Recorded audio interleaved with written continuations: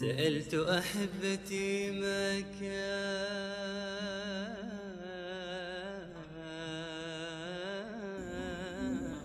ذنبي.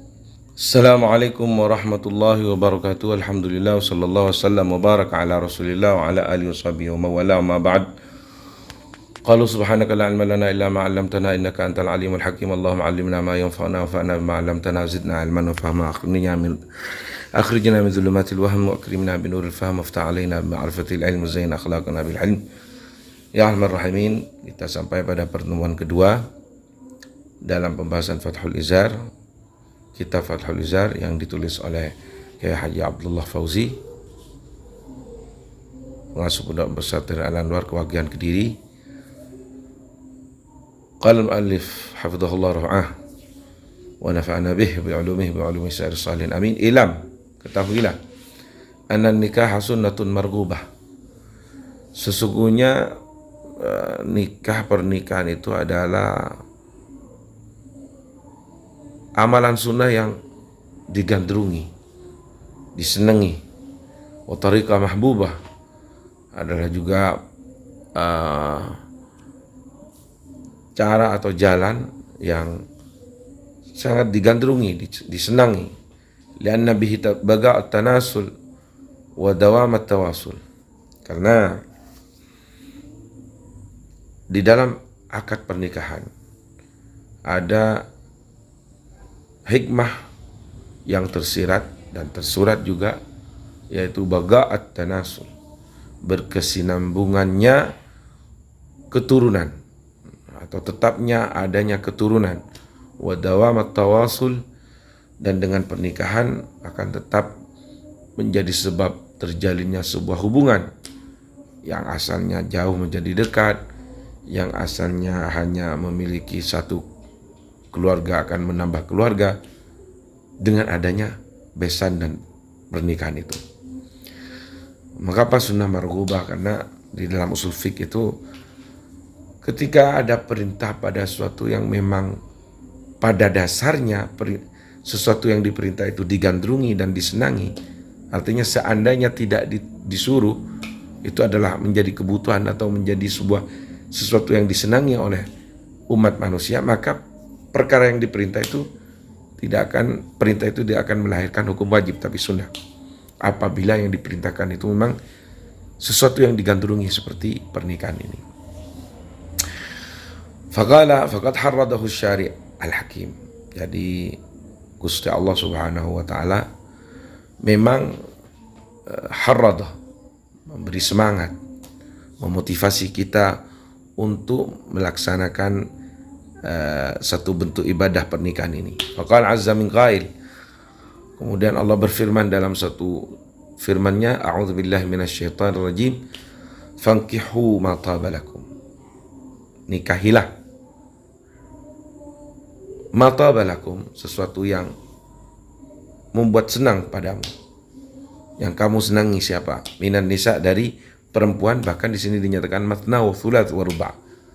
Dimulai dari 2, 3, dan 4. Jadi ada rukhsah atau keringanan lah di dalam Islam bagi seorang laki-laki boleh menikah lebih dari 1 dan batasannya adalah 4. Al-ayah. Wa qala, dan di dalam, dan juga berfirman Allah, wa min ayatihi an khalaqalakum min anfusikum azwaja. Wa min ayati, termasuk dari tanda-tanda kebesaran Allah, an khalaqalakum min anfusikum azwaja, yaitu di mana Allah menciptakan bagi kalian dari diri kalian sendiri azwajan, pasangan-pasangan.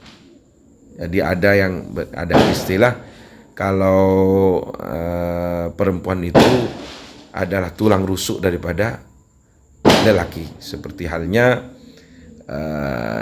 Siti Hawa itu diciptakan dari tulang rusuk paling bawah Nabi Adam.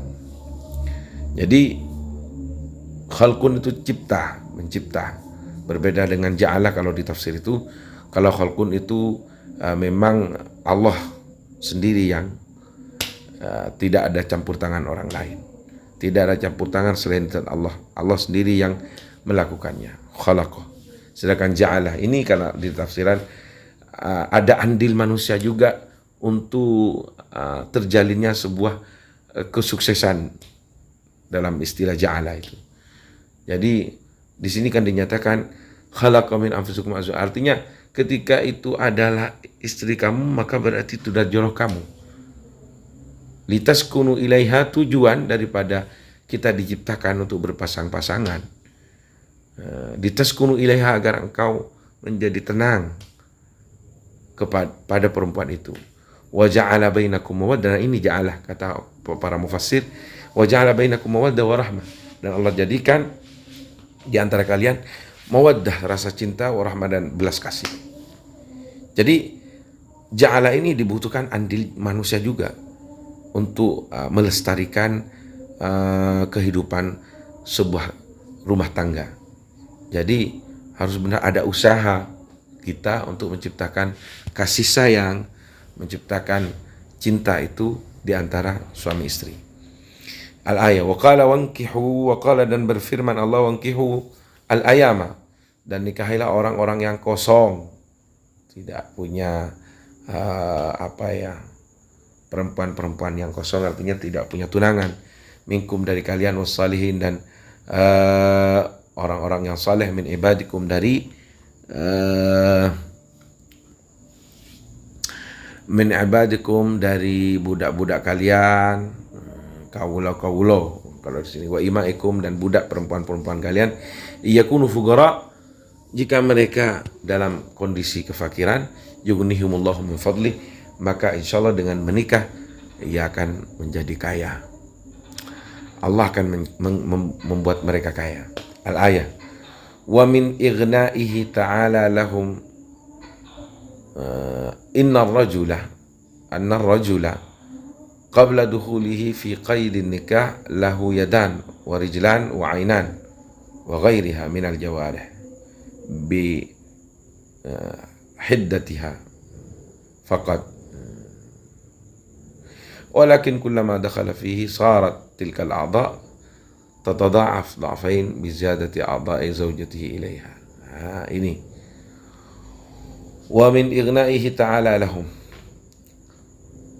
termasuk dari tanda memperkayanya Allah terhadap mereka yang telah melakukan amalan pernikahan ini. Laki-laki beristri, istri bersuami, maka Allah akan kayakan mereka. Termasuk dari tanda-tanda di mana Allah memberi kaya pada mereka. Pertama, yang sangat logis sekali, sesungguhnya kata pengarang di sini, annar rajula qabla dukhuli fi qaidin nikah, sesungguhnya seorang laki-laki sebelum menikah, lahu yadan, dia memiliki dua tangan, warijlan, dua kaki, wa ainan, dua mata, wa ghairiha, dan lain sebagainya, minal jawari, dari beberapa organ tubuh, bihaddatiha, dengan batasannya. Kemudian faqat saja, jadi walakin, akan tetapi, kullama dakhala fihi sarat tilka a'dha tadadha'af.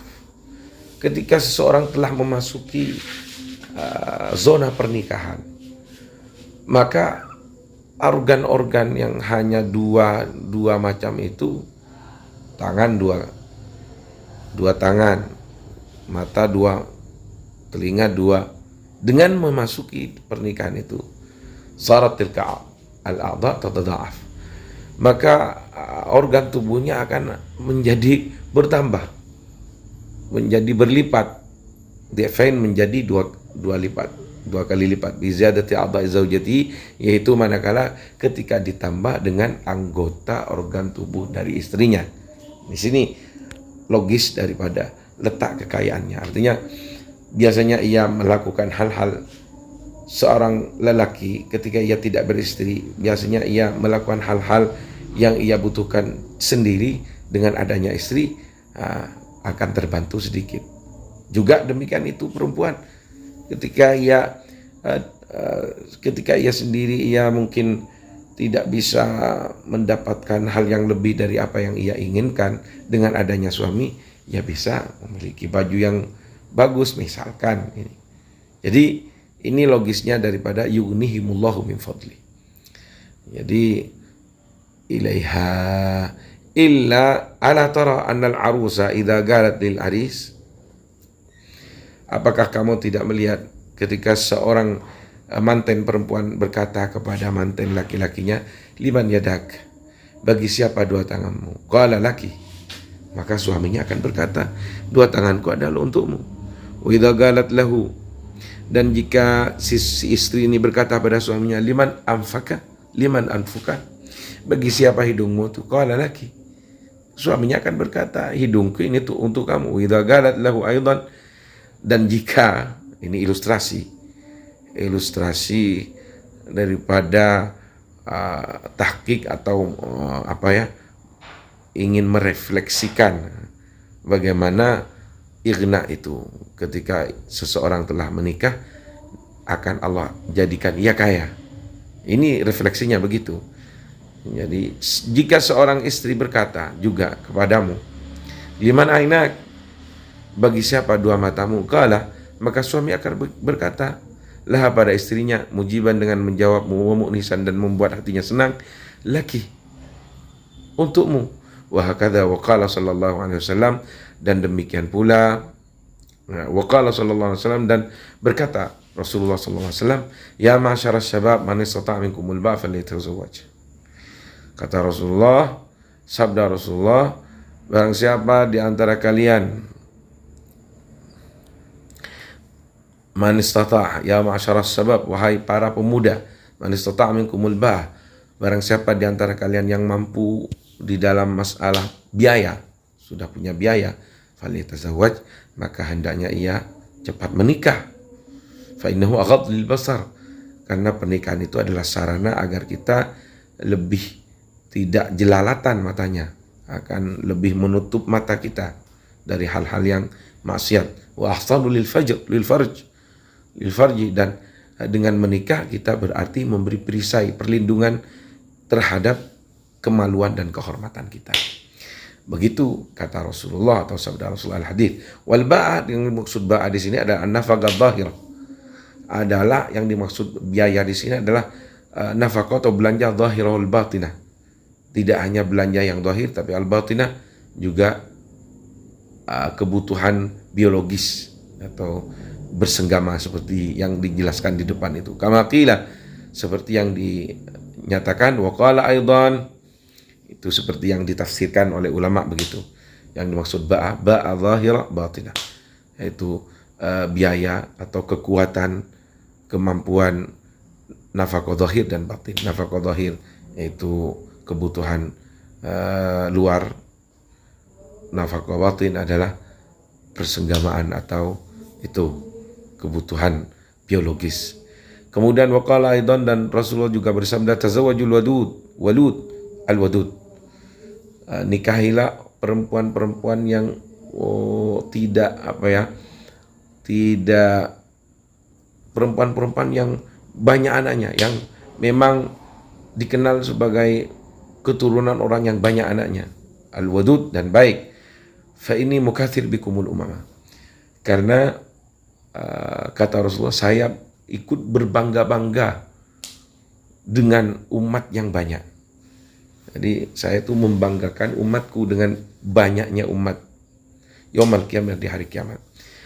Sebab pernikahan itu menjadi sarana generasi atau bertambahnya umat Nabi Muhammad. Karena termasuk dari nata'ij atau daripada faedah dalam pernikahan adalah an-nasl, yaitu keturunan. Au kama qala Nabi wa ghairuha, dan hadis yang lain minal ayat, dari beberapa ayat, wal ahadits, dan beberapa hadis. Mungkin ini saja dalam pertemuan kedua. Kita akan dalam pertemuan ketiga akan masuk dalam bayanul harth wa asrar awqatihi, menjelaskan tentang bagaimana kita bersenggama atau bersetubuh dengan istri kita, dan waktu-waktu apa yang baik untuk kita gunakan dalam bersenggama itu, dalam pertemuan yang ketiga. Wallahul muwaffiq ila aqwamit thoriq. Wassalamualaikum warahmatullahi wabarakatuh.